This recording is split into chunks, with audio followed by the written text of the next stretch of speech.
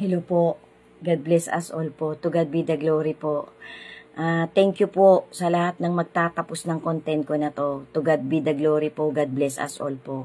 Always be steadfast in our faith to our Creator. Guys, bali, part 7B na po ito, final. Final part na po ng Season 16, What is Written Truly Happen. Amen.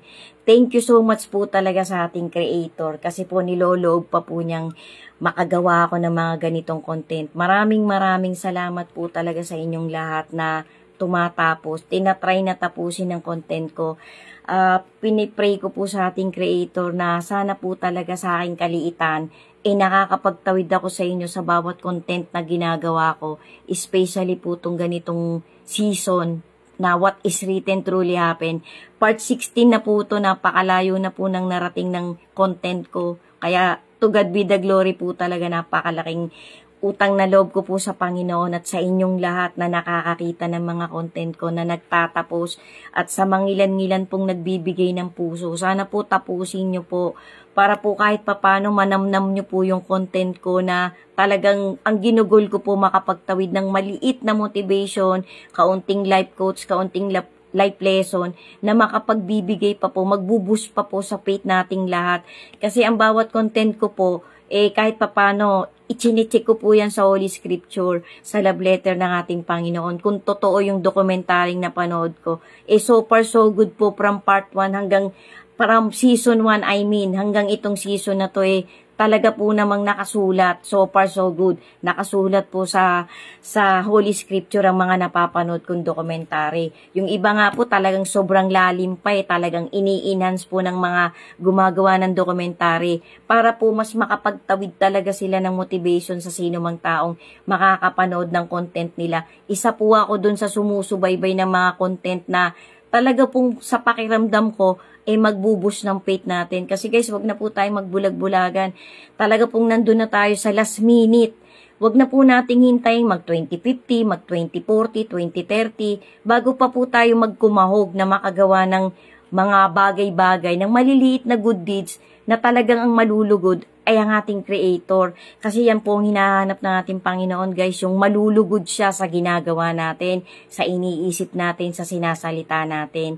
So guys, bali nga po ito, ang idadagdag ko po dito sa last part na to, Season 7B po ito, kasi inulit ko po, nasabi ko po kanina Season 8, kaya inulit ko po yung content ko na to, itong part na to, final part na po to, 7B, part 7B ng Season 16, What is Written Truly Happen, na meron pong 6 na truth na propesiya na talagang nangyayari sa huling generation ng humanity natin.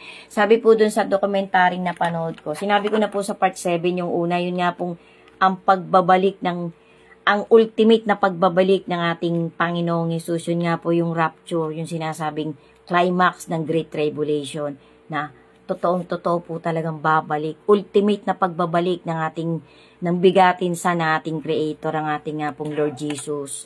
Tapos yung pangalawa po, ang pagyanig ng mundo, pati ang langit. Na parang ano po to, parang isang matinding kinang na para katukin ng Panginoon ang humanity na maging prepared ang puso ng bawat isa sa atin sa pag-welcome sa ultimate na pagbabalik ng kanyang bigatinsan. Kasi guys, marami po talagang ligaw ang puso na nadala po nung masama sa materialism at deception na ikinakalat ng masama para marami siyang maakay, na maligaw, na mawala ng focus sa pagbabalik ng ating Panginoong Hesus. Pakaingatan po natin ang puso natin guys para maging prepared po tayo. Kailangan po natin ng readiness. Tapos yung isa po, yung pag-angat ng Antikristo. Kasi aangat po siya parang panandalian po siyang magbo-boom. Lalakas po ang kapangyarihan ng Antikristo. Kasi nga po, marami po siyang ililigaw na human being. Kasi ito pong civilization na to, itong last generation na to, talaga pong nagtatrabaho ng matinding pagtatrabaho ang masama para po marami siyang maisama dun sa eternal damnation. Yan po ay Pax po yan. Kaya ang galing po nang gumawa ng dokumentary na napanood ko na to. Totoo po lahat yung sinabi niya. Tapos yung isa po, yung Yung isa po, pasadahan po nating lahat to. Revelation 16 hanggang 18. Yan po talagang tungkol sa deception. Namnamin po natin ang nakasulat na yan sa Revelation 13 verse 16 to 18. Magkakaroon po talaga ng great tribulation. Pax na pax po yan. Tapos ang pang-apat po, yung Daniel 9 verse 27, yung pong abomination of desolation. Yun po yung parang paghinto, pag-stop ng ating Creator sa mga offering na gagawin ng human being. Kasi dadating po talaga ang Panginoon, ang pagtatapon po niya sa bawat cup, sa bawat mangkok, yung pong wrath ng Panginoon, pa-intense po ng pa-intense. Yan po yung parang pahihintuin ng Panginoon na mag-offer pa tayo na mag-offer ng offering natin sa Kanya. Kasi nga po dadating ng time na hindi na talaga magiging kalugod-lugod po ang mga gagawin ng human being. Kasi para pong ligaw na ang puso natin kahit o-offer pa tayo sa Panginoon. Kaya nga po magkumahog na tayo. Ngayon pa lang po, umpisahan na po natin guys, magmadali na po tayong gumawa ng maliliit na good deeds na makakayanan natin, na ang malulugod talaga ay ang ating Creator, hindi ang ating sarili, hindi ang kung sino pa man, kundi ang ating Creator ang pag-aalaya natin ng bawat ginagawa po natin guys. Namnamin nyo po ang bawat part ng mga season ko ng What is Written Truly Happen. Paulit-ulit ko na po itong sinasabi guys. Amen. Tapos yung panglima po guys, yung paglalaban po, pakikipaglaban po, pagkakampihan po ng mga leader ng malalakas na bansa, ng mga bansang maliliit at malalakas na magsasanib-sanib po sila para labanan ng paghahari ng ating Panginoon. Unmatched po yan. Talaga pong hindi pwedeng mag-match sa paghahari ng ating Creator ang pagsasanib-sanib ng malalakas na bansang yan. Talo na po sila. Kasi yan po ang pax. Hindi po pwedeng labanan ng Panginoon. Kasi siya po ay infinite. Siya po talaga ang hahatol sa lahat ng human beings. Tapos yung pang-anim po, ito po yung pinaka-climax guys na mangyayari talaga. After po ng tribulation, ng pinaka-climax ng tribulation, susunod po dun yung 1,000 years. 1,000 years po para po yung, kung i-analyze po talaga natin, kung talaga pong nanamnamin natin, ang 1,000 years po parang isang araw lang sa Panginoon. Ang hirap pong intindihin, napakalalim po guys, pero kung parang iaano natin, ang bilis lang din po ng 1,000 years. Mabilis lang din po yan. After po nung paghahari ng Panginoon ng 1,000 years. Kasi marami pa pong dadatnan talagang masamang tao ang Panginoon Pero magbibigay pa po talaga ng awa ang Panginoon. Lalong-lalo na po dun sa nagpakita ng awa. So, bubuksan po, ito po yung pinaka-final, yung pang-anim, bubuksan na prophecy.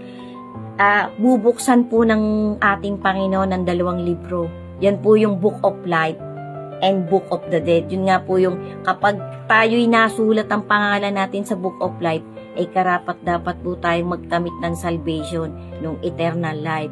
Guys, yan po. Naku, thank you po, natapos ko.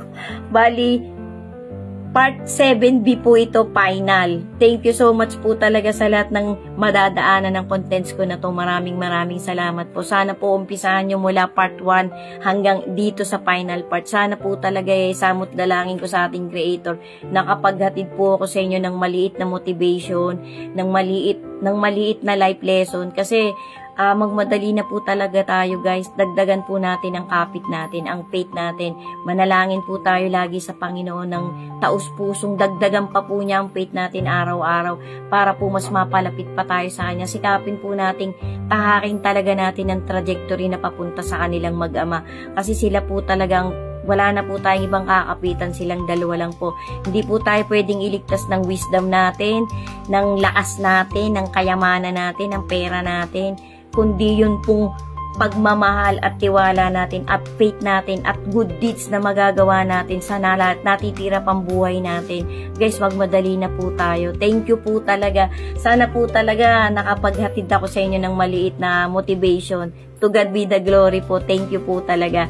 Always remember guys, be steadfast in our faith to our Creator. Amen. God bless us all po. And stay safe po. Mag-pray po tayo lagi. Amen. Thank you so much po.